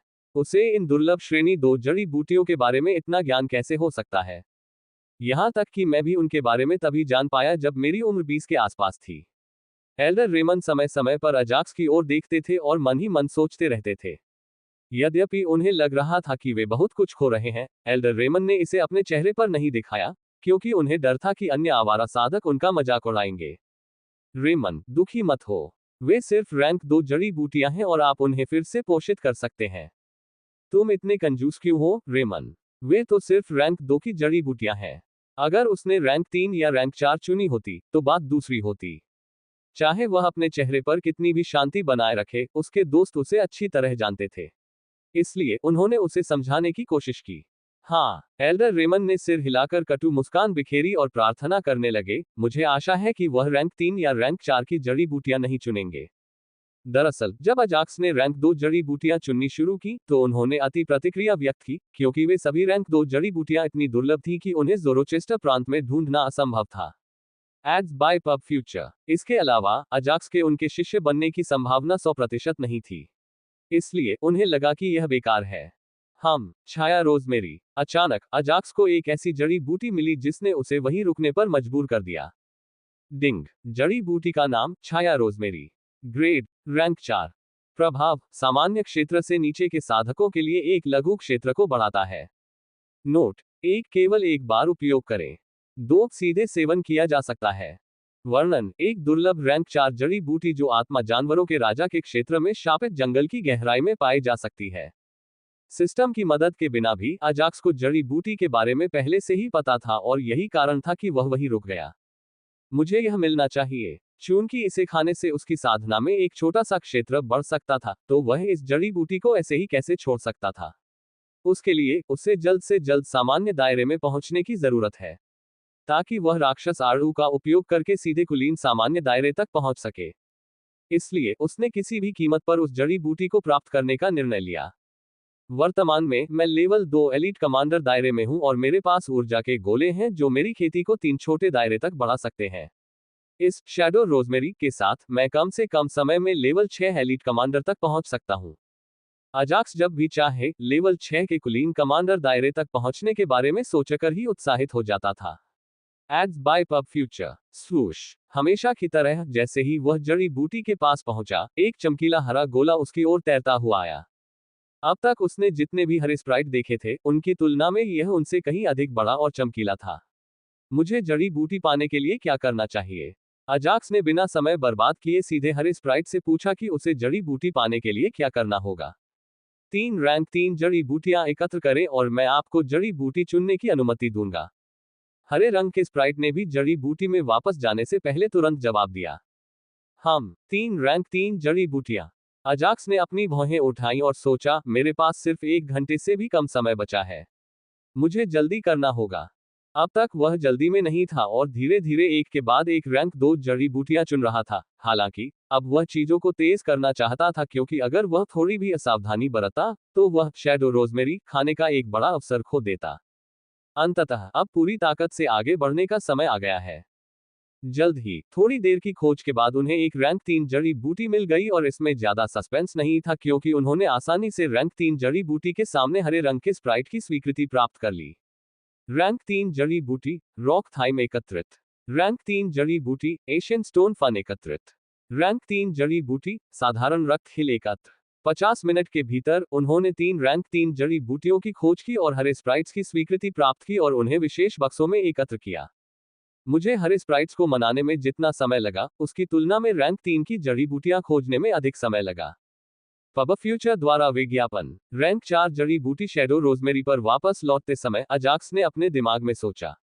यद्यपि जड़ी बूटी उद्यान बहुत बड़ा था, फिर भी 80% भाग श्रेणी 2 की जड़ी बूटियों से भरा था, 15% भाग श्रेणी 3 की जड़ी बूटियों से तथा केवल 5% भाग श्रेणी 4 की जड़ी बूटियों से भरा था।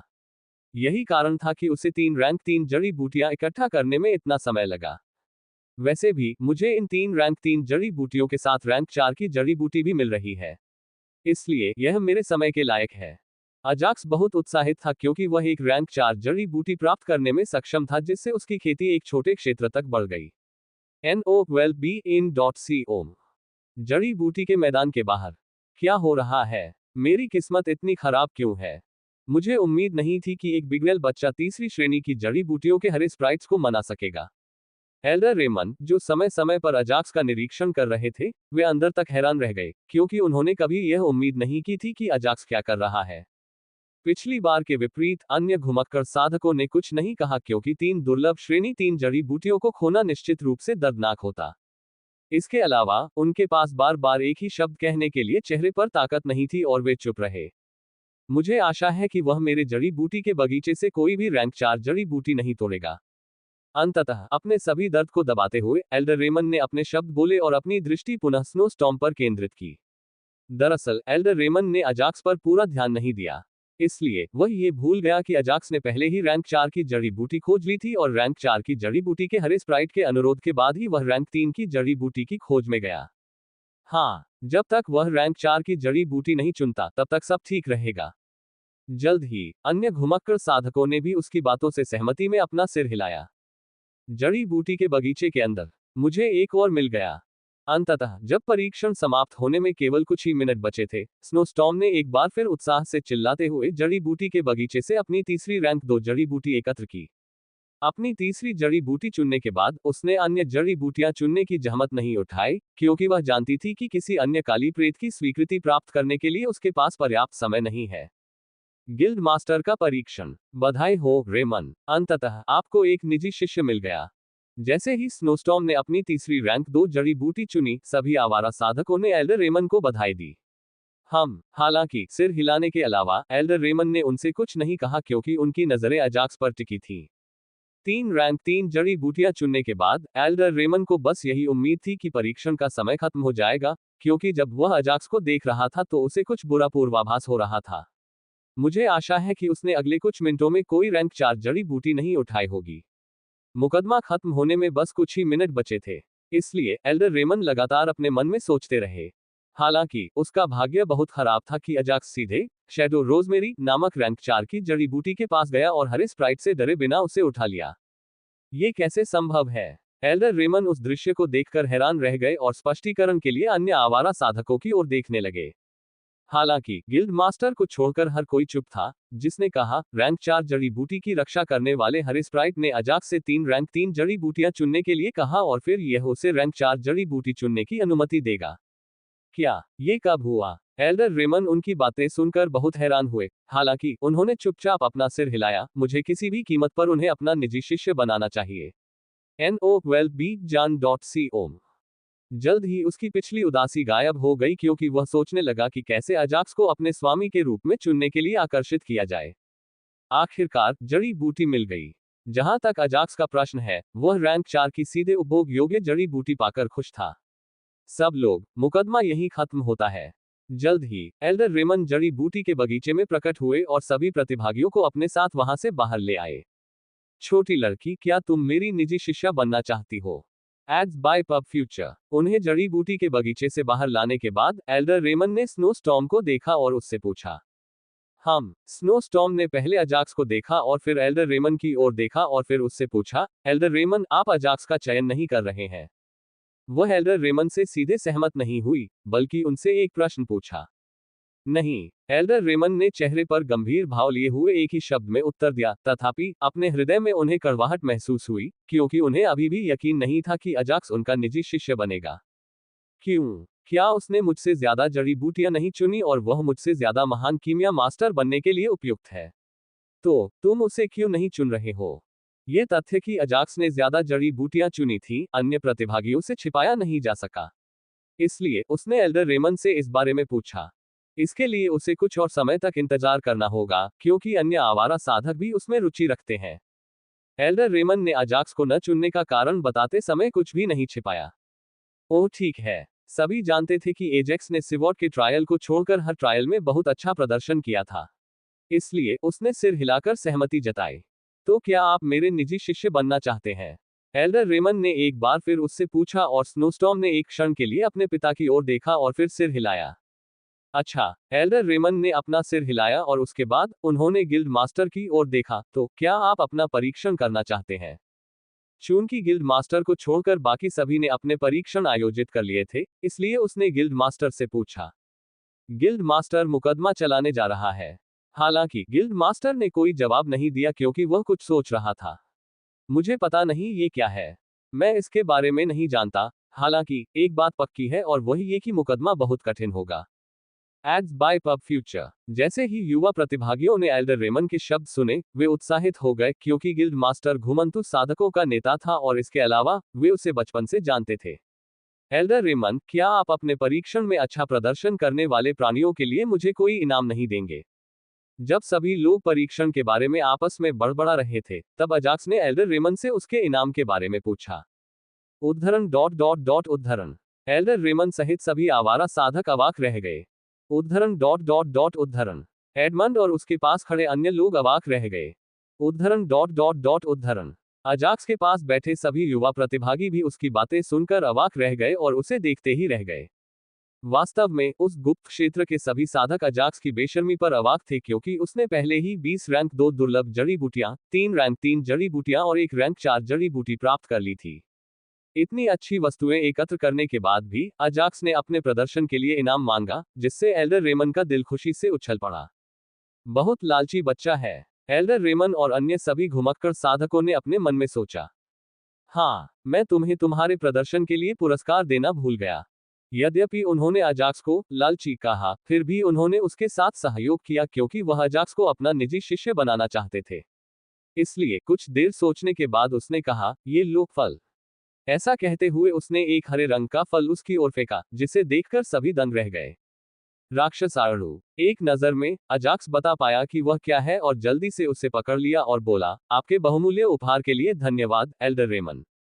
राक्षस आड़ू एक अच्छा खेती संसाधन है जो सामान्य क्षेत्र के साधकों के लिए एक प्रमुख क्षेत्र को बढ़ा सकता है। हालांकि अजाक्स के पास पहले से ही एक राक्षस आड़ू था, फिर भी वह निश्चित रूप से एक और लेना चाहेगा क्योंकि राक्षस आड़ू के साथ उसकी कुछ अन्य योजनाएं थी। Ads by pub future. इसलिए उन्होंने एल्डर रेमन को बहुत ईमानदारी से धन्यवाद दिया। मुझे आशा है कि इससे उन्हें अपना निजी शिष्य बनाने की मेरी संभावना बढ़ जाएगी। एल्डर रेमन ने गिल्ड मास्टर की ओर देखते हुए अपने दिल में आह भरी। क्या तुमने देखा? हाँ, मैंने वह देखा था। हमारे कंजूस रेमन ने उस बदमाश को एक बहुत बड़ा आड़ू उपहार में दे दिया।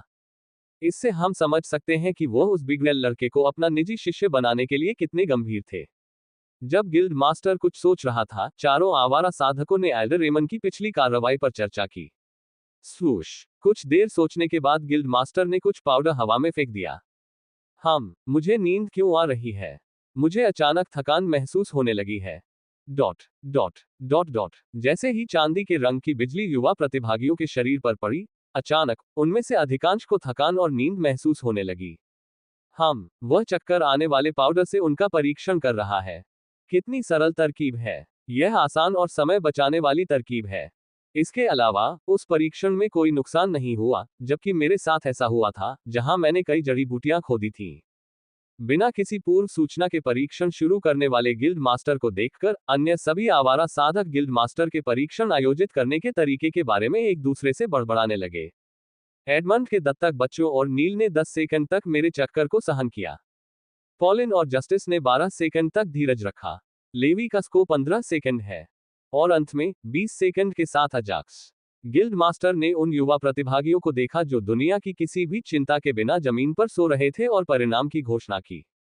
किसके लिए तुम नतीजे घोषित कर रहे हो? इसे अपने पास रखो जब तक कि वे जागकर उन्हें यह न बता दें। एल्डर रेमन ने गिल्ड मास्टर को उत्तर देते हुए हल्की सी मुस्कान बिखेरी। लेवी की हिचकिचाहट। चूंकि सभी प्रतिभागी सो रहे थे, इसलिए इस समय परिणाम घोषित करना बेकार था। इसलिए एल्डर रेमन ने गिल्ड मास्टर की ओर सिर हिलाया और फिर एडमंड और अन्य लोगों की ओर देखा, उन्हें उठाकर उस घर में रख दो। इसके अलावा तुम सुबह तक वहां आराम कर सकते हो। ऐसा कहते हुए एल्डर रेमन ने दूरी पर एक घर की ओर इशारा किया और उनसे बेहोश शिष्यों के साथ आराम करने को कहा। गिल्ड मास्टर के परीक्षण में भाग लेने वाले युवा साधकों की संख्या केवल 10 सदस्य थी। मूल 16 प्रतिभागियों में से लुइस और जेफ को एल्डर एलेक ने शुरू में ही चुन लिया था। बाद में डार्क फ्लेम, सिल्वर गोलियथ और फेयरलेस गोरिल्ला को एल्डर एस्मंड द्वारा चुना गया। अंत में स्नो स्टॉर्म को एल्डर रेमन द्वारा चुना गया। इसलिए गिल्ड मास्टर ने कुशलतापूर्वक चांदी के रंग के पाउडर को नियंत्रित किया और केवल शेष 10 प्रतिभागियों पर छिड़का। हाँ, एल्डर रेमन। जैसे ही उन्होंने एल्डर रेमन के शब्द सुने, एडमंड और अन्य लोगों ने अपना सिर हिलाया और बेहोश प्रतिभागियों को चुनने के लिए आगे आए। एडमंड, ओडो, डाबॉर्डर, Louis, Jeff, silver Goliath, fearless gorilla और डार्क फ्लेम ने उन्हें कुछ ही समय में पार कर लिया। बेटा, क्या तुम्हारी साधना पहले ही सामान्य क्षेत्र तक पहुंच चुकी है? गिल्ड मास्टर के मुकदमे से ठीक पहले लुइस और जेफ को जगाया गया और सभी बेहोश प्रतिभागियों को ले जाने के बाद ओडो ने अपने बेटे से पूछा। हाँ, पिताजी, अब मेरे पास एक नई साधना तकनीक है और इसे कुछ बार प्रसारित करने के बाद मेरी साधना स्तर 3 अभिजात कमांडर से स्तर 1 सामान्य क्षेत्र साधक तक बढ़ गई है। जेफ ने उत्साह से अपने पिता से कहा और जब उन्होंने यह बात बताई तो उनके चेहरे पर कान से कान तक मुस्कान फैल गई। अच्छा। अपने बेटे की अचानक उन्नति देखकर ओडो की खुशी की कोई सीमा नहीं थी। उन्होंने और एडमंड ने एडमंड के 9 दत्तक बच्चों को प्रशिक्षित किया और जब भी वह अपने बेटे की तुलना उनसे करते तो वह बुरी तरह से आहें भरते।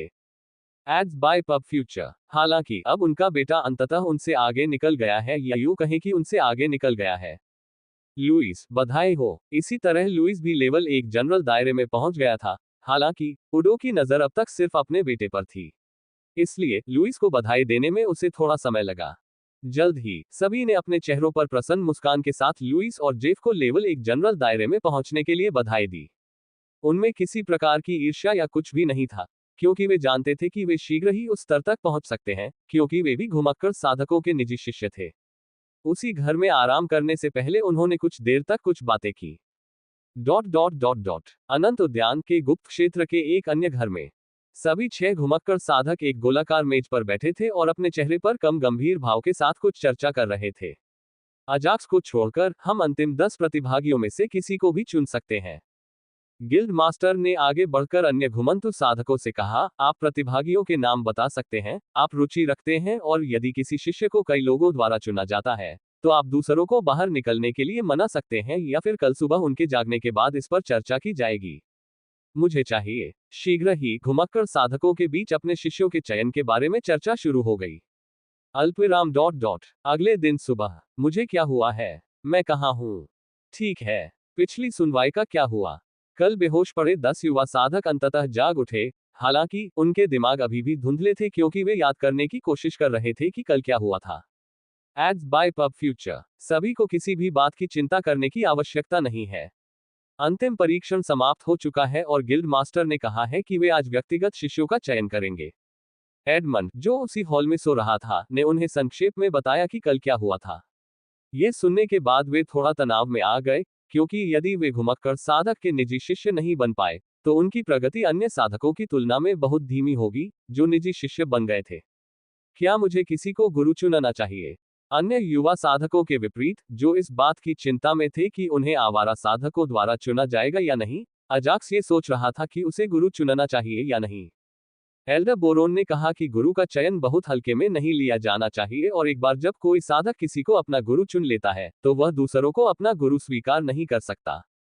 अजाक्स को एल्डर बोरोन के गुरु को स्वीकार करने संबंधी शब्द याद आ गए और वह इसके बारे में सोचने लगा। अचानक बाहर से शंख की तेज आवाज आई। सब लोग, आवारा किसान हमें बुला रहे हैं। चलो चले। NOWELLBE.CO। जैसे ही एडमंड ने आवाज सुनी, उसने ओडो और अन्य लोगों के साथ बाहर जाने से पहले युवा साधकों से कहा। उनके पीछे पीछे सभी युवा साधक चेहरे पर तनाव भरे भाव लिए बाहर चले गए। सुप्रभात बढ़ो। सभी ने विनम्रतापूर्वक 6 आवारा किसानों का अभिवादन किया। सुप्रभात। जब संघ प्रमुख ने युवा साधकों के चेहरे पर तनाव भरे भाव को देखा और हल्की सी मुस्कान बिखेरी, तो घुमक्कड़ साधकों ने उनका अभिवादन किया। कल जो शिष्य चुने गए हैं, वे सभी अपने गुरुओं के पीछे जाकर खड़े हो जाएं। अपने चेहरे पर वही हल्की मुस्कान बनाए रखते हुए गिल्ड मास्टर ने सभी चयनित युवा साधकों से पूछा। पब फ्यूचर द्वारा विज्ञापन। हाँ, गिल्ड मास्टर। हालांकि उन्हें पता चला कि गिल्ड मास्टर 6 आवारा साधकों में से नेता था, फिर भी वे उसे गिल्ड मास्टर कहने के आदी हो गए। उसकी बातें सुनकर उन्होंने अपना सिर हिलाया और जैसा उसने कहा था वैसा ही किया। अब 10 प्रतिभागी अभी भी बचे हैं। इसके बाद गिल्ड मास्टर ने अजाक्स और शेष 9 प्रतिभागियों को देखा। क्या तुम उनके नाम पुकारोगे या मैं तुम्हारे लिए उन्हें पुकारूं? उन पर नजर डालने के बाद गिल्ड मास्टर ने अपने दोस्तों की ओर देखा और उनसे पूछा। कोई जरूरत नहीं, हम अपने निजी शिष्यों को बुला लेंगे। घूंघट ओढ़े हुए कुलमाता सैंड्रा ने युवा साधकों की ओर देखते हुए अपना सिर हिलाया और फिर पुकारा, तुम दोनों जुड़वा बाहर आओ। क्या तुम मेरी निजी शिष्या बनना चाहती हो? ये जुड़वा बच्चे कोई और नहीं बल्कि चंद्रछाया और उज्जवल छाया थे। हाँ मैडम सैंड्रा, आपके शिष्य बनकर मुझे बहुत खुशी हो रही है। दोनों भाई बहनों ने एक ही समय में चेहरे पर उत्साह भरी मुस्कान के साथ कहा। उनके लिए जब तक उन्हें किसी भी घुमक्कड़ साधक के अधीन व्यक्तिगत शिष्य के रूप में स्वीकार किया जाता था, यह अच्छी बात थी। इसलिए जब उन्होंने सैंड्रा की बातें सुनी तो वे उत्साहित हो गए और बिना किसी हिचकिचाहट के उन्होंने सहमति दे दी। अच्छा, आओ और मेरे पीछे खड़े हो जाओ। उसने सिर हिलाकर उनसे अपने पीछे खड़े होने को कहा। आप और आप, क्या आप मेरे निजी शिष्य बनने को तैयार हैं? सैंड्रा द्वारा अपने व्यक्तिगत शिष्यों को चुनने के बाद एल्डर सिवॉर्ड ने समूह से 3 प्रतिभागियों को चुना और उनसे पूछा।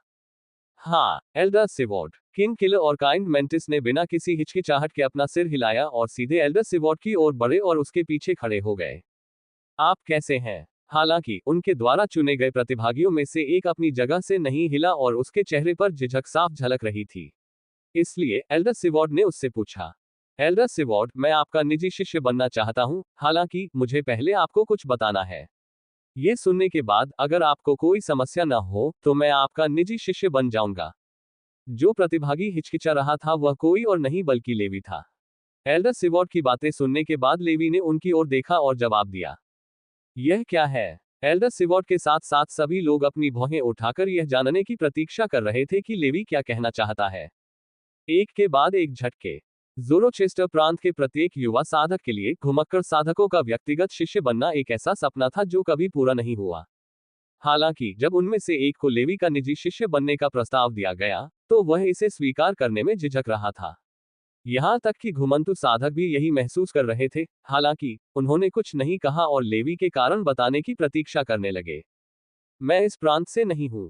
जबकि हर कोई इस बात का इंतजार कर रहा था कि लेवी एल्डर सिवॉर्ड के प्रस्ताव को स्वीकार करने में क्यों हिचकिचा रहा है, लेवी ने अंततः ये कह दिया। लेवी को लगा कि उसके मूल के बारे में बताना बेहतर होगा, क्योंकि यदि वह उनका निजी शिष्य बन गया और उन्हें इसके बारे में पता चला तो वे उसे पसंद नहीं करेंगे। इसके अलावा येलिरसेस्टर प्रांत में उन्होंने ये भी सुना था कि ज़ोरोचेस्टर प्रांत के लोग येलिरसेस्टर प्रांत के किसानों से नफरत करते हैं, क्योंकि वे प्रकृति के पर्यावरण का शुद्ध सार रखते हैं। उद्धरण चिन्ह उद्धरण चिन्ह। हाँ, उसके आसपास मौजूद सभी लोग एक क्षण के लिए अवाक रह गए, फिर हंसने लगे। इस सभी में अजाक्स शामिल नहीं है क्योंकि वह भी उनकी हंसी पर हैरान था। ये देखकर लेवी को समझ में नहीं आया कि वे क्यों इतना जोर से हंस रहे थे। उसने आगे कहा, मैं मजाक नहीं कर रहा हूँ। मैं वास्तव में येलिरसेस्टर प्रांत से हूँ। उसने सोचा कि वे इसलिए हंस रहे हैं क्योंकि वह मजाक कर रहा था। इसलिए उसने उन्हें यकीन दिलाने के लिए गंभीर भाव से कहा, सब लोग हंसना बंद करो। Ads by pub future. Guild master ने हंसना बंद कर दिया और साथ ही उसने दूसरों से भी शांत होने और हंसना बंद करने को कहा। जल्द ही वहां सन्नाटा छा गया क्योंकि गिल्ड मास्टर ने कहना शुरू किया, क्या आपको लगता है कि हम यह नहीं जानते थे? क्या? लेवी और अजाक्स दोनों गिल्ड मास्टर के शब्दों से हैरान थे क्योंकि उन्हें इसकी उम्मीद नहीं थी। NOWELLBJAN.com। अब तक अजाक्स ने लेवी का किसी से ठीक से परिचय नहीं कराया था और साथ ही सभी अपने अपने काम में व्यस्त थे और किसी ने उसके बारे में पूछताछ भी नहीं की थी। अजाक्स ने केवल इतना कहा कि लेवी ने एक बार उसकी जान बचाई थी और उसकी वजह से लेवी को गंभीर चोटें आईं। हालांकि गिल्ड मास्टर की बातें सुनने के बाद उन्होंने उसे एक नई नजर से देखा।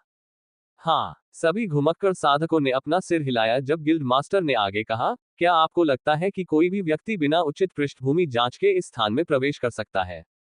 अब जाकर अजाक्स और लेवी को यह समझ में आने लगा कि 6 आवारा साधक क्या करने में सक्षम थे। इसमें कोई आश्चर्य नहीं कि ज़ोरोचेस्टर प्रांत की शीर्ष शक्तियां उनसे डरती हैं। अजाक्स ने मन ही मन कुछ कहा और एडमंड की ओर देखा जिसके चेहरे पर हल्की सी मुस्कान थी। अजाक्स, हम भी तुम्हारे बारे में जानते हैं, हालांकि हम नहीं चाहते थे कि तुम्हें ये पता चले। अगले ही पल गिल्ड मास्टर ने अजाक्स की ओर देखते हुए गंभीर भाव से कहा, क्या? इससे पहले जब गिल्ड मास्टर ने कहा कि वे लेवी के बारे में जानते हैं तो वह चौंक गया था। हालांकि अब वह डरने लगा और साथ ही एडमंड और अन्य लोगों से मिलने पर अपने अभिनय को याद करके उसे थोड़ा अजीब लगा। पब फ्यूचर द्वारा विज्ञापन। तो वे मेरे अतीत के बारे में सब जानते हैं।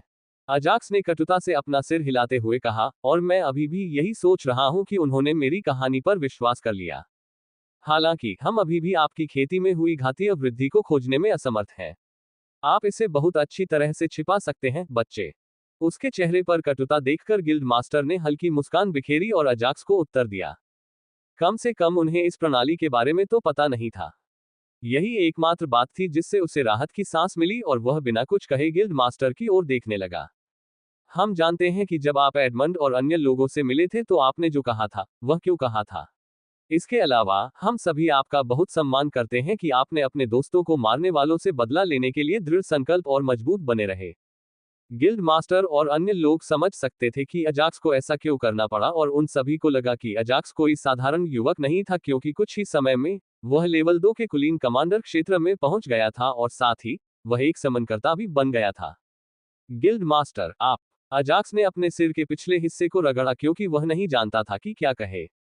तुम्हें कुछ भी कहने की जरूरत नहीं है, बस वैसे ही रहो जैसे तुम हमेशा से थे। गिल्ड मास्टर ने अजाक्स को अपनी बात पूरी करने की अनुमति नहीं दी और उसे कुछ भी न कहने के लिए कहा।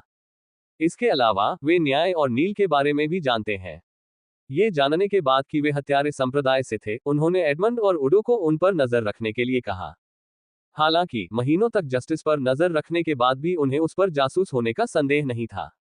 फिर भी वे उस पर नजर रखते थे और जैसे ही वह कुछ संदिग्ध करता, उसे बिना किसी दया के मार दिया जाता। उसके बाद उन्होंने लेवी की ओर देखते हुए कहा, तो तुम्हारा क्या? क्या तुम उनके निजी शिष्य बनना चाहते हो या नहीं? क्या आप येलरसेस्ट प्रांत के किसानों से नफरत नहीं करते? लेवी को अब भी उन पर संदेह था। उसने उनसे एक बार फिर पूछा, एड्स बाय पब फ्यूचर, इसमें नफरत करने वाली क्या बात है? उनके पास खेती के लिए अच्छी परिस्थितियां हैं, हालांकि अगर हम थोड़ी और मेहनत करें तो हम उनसे आगे निकल सकते हैं।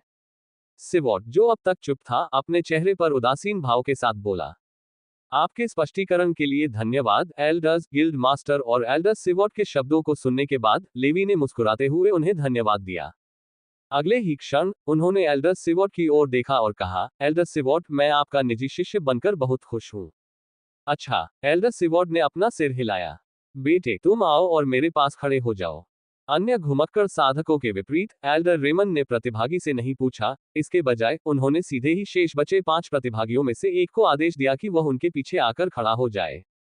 हाँ मास्टर। प्रतिभागी, जिसे एल्डर रेमन ने बुलाया था, को इस बात से कोई आपत्ति नहीं हुई। उसने रेमन की ओर दौड़ते हुए सीधे उन्हें अपना गुरु कहा। वह कोई और नहीं बल्कि जस्टिस का छोटा भाई नील था। गुप्त क्षेत्र में प्रवेश करने से पहले एल्डर रेमन को नील की जिद पसंद आ गई, इसलिए उन्होंने सीधे उसे अपना शिष्य चुन लिया, भले ही उसने किसी भी परीक्षण में कोई उत्कृष्ट प्रदर्शन नहीं दिखाया था। अंततः उनका चयन हो गया। ये देखकर जस्टिस को राहत महसूस हुई, क्योंकि वह शुरू से ही स्वर्ग से प्रार्थना कर रहा था कि उसके छोटे भाई को किसी आवारा साधक द्वारा चुन लिया जाए, और अंततः ऐसा ही हुआ। जस्टिस को अपने छोटे भाई के भविष्य और अजाक्स के आदेशों का पालन करने के अलावा किसी भी चीज की चिंता नहीं थी। चूंकि पहला काम पूरा हो चुका है, इसलिए वह बिना किसी चिंता के दूसरे काम पर ध्यान केंद्रित कर सकता है। तो अभी भी 4 प्रतिभागी बचे हैं। एल्डर रेमन ने अपनी नजरें अजाक्स से नहीं हटाईं, क्योंकि उन्हें लगा कि जैसे ही वे अपनी नजरें हटाएंगे, उन्हें अन्य घुमक्कड़ साधकों द्वारा चुन लिया जाएगा। और उसी समय उन्होंने मन ही मन सोचा, मैंने अपने परीक्षण पर बहुत पैसा खर्च किया है और मुझे उसे अपना निजी शिष्य बनाना है। शेष 4 प्रतिभागियों के अलावा कोई नहीं, बल्कि अजाक्स, जस्टिस, पॉलिन और हेवनली रेवन थे। चारों भाइयों में से स्वर्गीय कोवा बहुत तनाव में था, क्योंकि वह अपने भाइयों और बहनों में अकेला था जो पीछे रह गया था। इसलिए उसे हर बीतता हुआ सेकंड अनंत काल जैसा लग रहा था। हे स्वर्ग, कृपया मुझे त्याग मत देना। वह लगातार स्वर्ग से प्रार्थना करता रहा कि उसे किसी आवारा साधक द्वारा चुन लिया जाए। संघ प्रमुख ने चारों साधकों की ओर देखा और अपने निजी शिष्यों को चुनने के लिए अपनी उंगलियों से संकेत करना शुरू कर दिया।